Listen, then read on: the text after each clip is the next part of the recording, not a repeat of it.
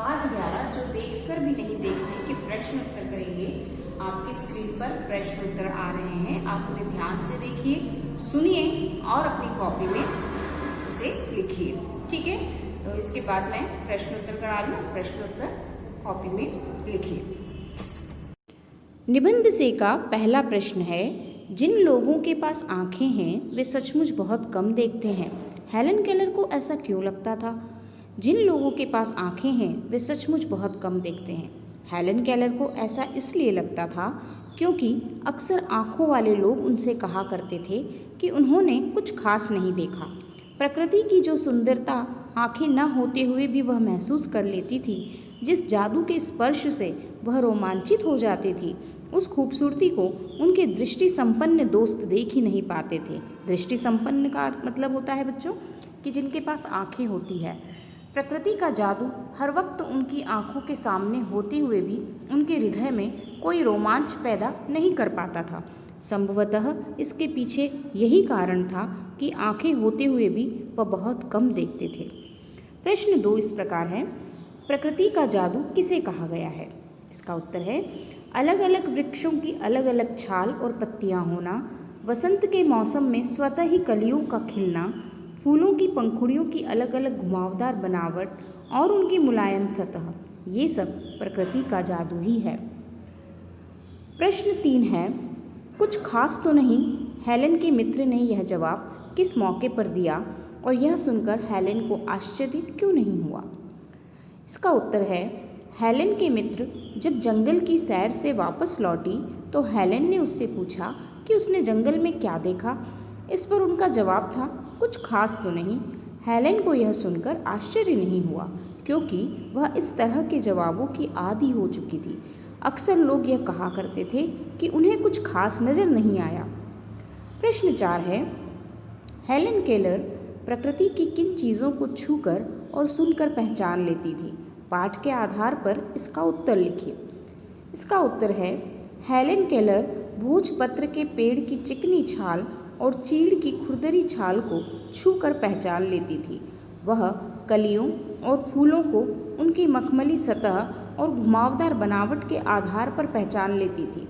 चिड़िया के मधुर स्वर सुनकर भी वह पहचान लेती थी।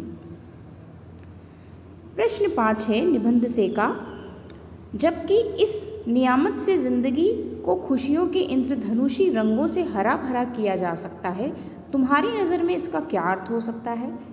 इसका उत्तर है, आंखें अनमोल होती है। दुनिया की सारी खूबसूरती आंखों से ही संभव है। जीवन के सभी रंग आंखों से ही है।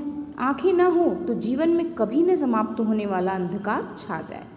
आंखें ईश्वर का आशीर्वाद है। इनकी सहायता से जीवन में खुशियों के सभी रंग भरे जा सकते हैं। अगर आंखें स्वस्थ है तो जीवन की हर खुशी पाई जा सकती है। निबंध से के प्रश्न यहाँ खत्म होते हैं बच्चों। इसके बाद निबंध से आगे के प्रश्न। निबंध से के सारे प्रश्न आपको अपनी कॉपी में लिखना है। निबंध से आगे, इसमें पहला प्रश्न, आज तुमने अपने घर से आते हुए बारीकी से क्या क्या देखा सुना, मित्रों के साथ सामूहिक चर्चा करो। यहाँ जो लिखा गया है यह एक उदाहरण के रूप में लिखा गया है। आप अपना स्वयं का अनुभव यहाँ लिख सकते हैं। ठीक है, तो इस उत्तर को आप स्वयं लिखेंगे। जिन्हें नहीं समझ में आ रहा है वो इस उत्तर को लिख सकते हैं, लेकिन आप स्वयं लिखिए कि आप यदि कहीं से घर आ रहे हैं तो घर से आते हुए या विद्यालय आप आए हैं तो विद्यालय आते हुए आपने क्या क्या चीज़ों को देखा, किन किन चीज़ों को अनुभव किया, उनके बारे में आपको यहाँ लिखना है। तो ये आप स्वयं लिखेंगे। प्रश्न 2 है, कान से न सुन पाने पर आसपास की दुनिया कैसी लगती होगी? इस पर टिप्पणी लिखो और कक्षा में पढ़कर सुनाओ। कान से न सुन पाने पर आसपास की दुनिया विचित्र सी लगती होगी। कहीं कोई दौड़ता हुआ दिखता होगा, कहीं कोई हाथ हिलाकर कुछ कहता हुआ, कहीं 2 लोग आमने सामने खड़े होकर होंठ हिलाते दिखाई देते होंगे और इन सब का कोई अर्थ समझ में नहीं आता होगा। सारी दुनिया अपनी धुन में लगी नजर आती होगी और इन सब के बीच में न सुन पाने वाला व्यक्ति अलग थलग घबराया हुआ सा दिखाई देता होगा। वह न तो अपनी बात दूसरों को समझा सकता है और न ही दूसरों की बात समझ सकता है। इसलिए वह किसी से घुल मिल नहीं पाता होगा। इन निबंध से आगे के बच्चों सभी प्रश्नों में आप अपने स्वयं के आधार पर भी लिख सकते हो। आप अपने विचारों से भी इन प्रश्नों का उत्तर लिख सकते हो। यहाँ जो भी उत्तर आपको बताए जा रहे हैं वो उदाहरण के लिए बताए जा रहे हैं कि इस तरह से आपका उत्तर होना चाहिए। ठीक है, इनमें कोई बाउंडेशन नहीं है, इन उत्तरों को आप खुद भी लिख सकते हैं। प्रश्न 3 है, तुम्हें किसी ऐसे व्यक्ति से मिलने का मौका मिले जिसे दिखाई न देता हो, तो तुम उससे सुनकर, सूंघकर, चखकर, छूकर अनुभव की जाने वाली चीज़ों के संसार के विषय में क्या क्या प्रश्न कर सकते हो, लिखो। ये बहुत अच्छा प्रश्न है बच्चों, जिसमें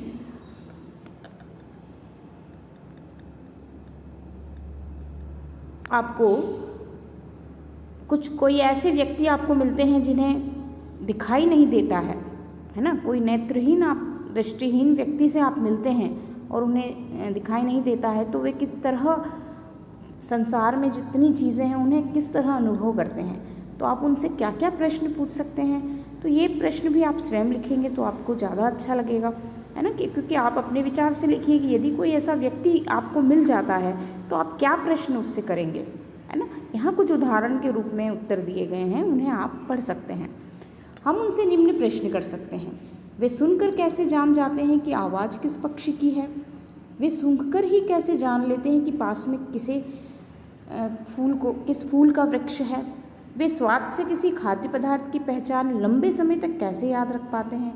वे छूकर कैसे जान लेते हैं कि उनके पास उनका कौन सा मित्र खड़ा है? तो इस तरह के प्रश्न, या और भी कोई प्रश्न आपके दिमाग में है कि आप इस तरह के और प्रश्न पूछ सकते हैं, तो वो भी आप लिख सकते हैं। प्रश्न 3 है,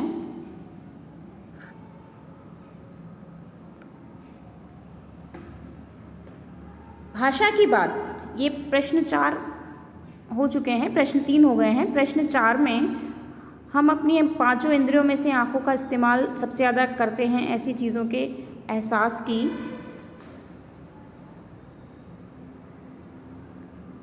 तालिका बनाओ जो तुम बाकी 4 इंद्रियों से महसूस करते हो।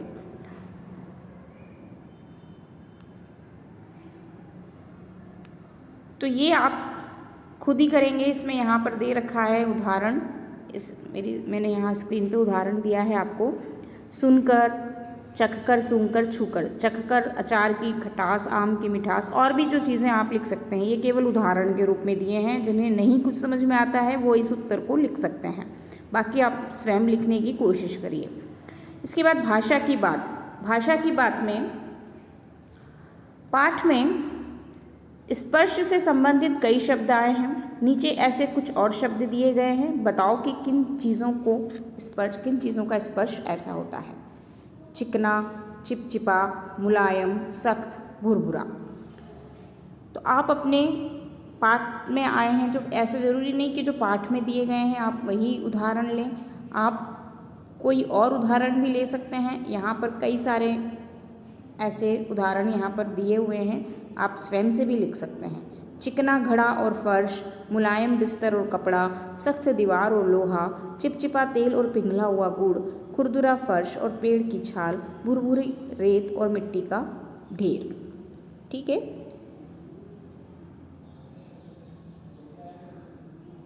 तो ये प्रश्न है। इसके बाद भाषा की बात का दूसरा प्रश्न है, अगर मुझे इन चीज़ों को छूने भर से ही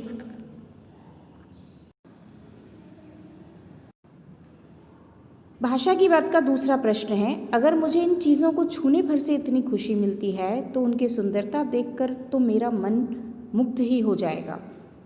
ऊपर रेखांकित संज्ञाएं क्रमशः किसी भाव और किसी की विशेषता के बारे में बता रही हैं। ऐसी संज्ञाएं भाववाचक कहलाती हैं। गुण और भाव के अलावा भाववाचक संज्ञाओं का संबंध किसी की दशा और किसी कार्य से भी होता है। भाववाचक संज्ञा की पहचान यह है कि इससे जुड़े शब्दों को हम सिर्फ महसूस कर सकते हैं, देख या छू नहीं सकते। आगे लिखी भाववाचक संज्ञाओं को पढ़ो और समझो। इनमें से ये कुछ शब्द संज्ञा और कुछ क्रिया से बने हैं, उन्हें भी पहचान कर लिखो। मिठास, मिठास शब्द विशेषण शब्द मीठा से बना है। बुढ़ापा विशेषण शब्द बूढ़ा से बना है। ताजगी विशेषण शब्द ताजा से बना है। भूख विशेषण शब्द भूखा से बना है। घबराहट क्रिया शब्द घबराना से बनी है। क्रोध यह एक भाववाचक संज्ञा है। शांति बना है विशेषण शब्द शांत से। बहना क्रिया शब्द बहाव से। मजदूरी मजदूर शब्द बना, ये जातिवाचक संज्ञा है। भोलापन यह विशेषण शब्द भोला से बना है। फुर्ती यह एक भाववाचक संज्ञा है, फुर्त से बनी, फुर्तीला विशेषण शब्द भी कह सकते हैं। एहसास यह भी एक भाववाचक संज्ञा है।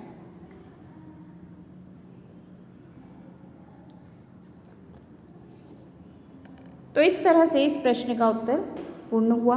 आप इसे कॉपी में लिख सकते हैं। अब इसके बाद एक प्रश्न और है, इसका प्रश्न 3 वह इस प्रकार है। प्रश्न 3 है, मैं अब इस तरह के उत्तरों की आदी हो चुकी हूँ। उस बगीचे में आम, अमलता, सेमल आदि तरह तरह के पेड़ थे। ऊपर दिए गए दोनों वाक्यों में रेखांकित शब्द आदि आदि, 2 तरह के आदि हैं इसमें बच्चों, इसमें अंडरलाइन नहीं की गई है। तो 2 शब्द हैं, एक आदि है ऊपर वाले वाक्य में और नीचे वाले वाक्य में आदि। तो इन दोनों शब्द देखने में मिलते जुलते हैं पर उनके अर्थ भिन्न हैं। नीचे ऐसे कुछ और शब्द दिए गए हैं, वाक्य बनाकर उनका अर्थ स्पष्ट करो। तो यहाँ उत्तर में इनके अर्थ स्पष्ट किए गए हैं वाक्य बनाकर, इन्हें आपको कॉपी में लिखना है। अवधि, राम के वनवास की अवधि 14 वर्ष थी। अवधि यानी समय। अवधि भाषा, रामचरितमानस अवधि भाषा में लिखा गया है। मैं दूध में पानी मत मिलाओ। मैं उसे बहुत अच्छी तरह से जानता हूँ। यहाँ दूसरे मैं में मात्रा नहीं लगी है, आपको लगाना है। मेल, मित्रों को आपस में मेल से रहना चाहिए। मैल, कपड़ों का मैल साबुन लगाने से जाता है। और सड़क के दोनों ओर छायादार पेड़ है। और नेहा और अंशु दोनों बहनें हैं। दीन, आज, यहाँ ये छोटा दिन है, ठीक है, दिन और दीन, तो यहाँ गलत लिखा है, आप सही करेंगे। आज दिन बहुत सुहाना है। दीन, दीनों की सहायता करनी चाहिए। दीन यानी गरीब। सिल पर मसाला पीसो। सिलबट्टा होता है ना पत्थर का। शील, रमेश शील स्वभाव का व्यक्ति है। शील यानी अच्छे आचरण वाला, शांत स्वभाव वाला। तो यह आपको कॉपी में करना है। भाषा की बात का पहला, दूसरा और तीसरा, इन तीनों प्रश्नों को आप कॉपी में करेंगे, ठीक है। निबंध से के 5 प्रश्न करना है। निबंध से आगे के प्रश्न स्वयं करने की कोशिश करना है और कॉपी में करना है। और भाषा की बात के ये तीनों, तो इन सभी कार्य को आपको अपनी कॉपी में करना है। अनुमान और कल्पना के आपको करने की आवश्यकता नहीं है। तो इतना ही वर्क आपको अपनी कॉपी में आज कंप्लीट करना है। जो भी प्रश्न उत्तर मैंने दिए हैं आपको स्क्रीन पर, वो सभी आपको अपनी कॉपी में लिखना है।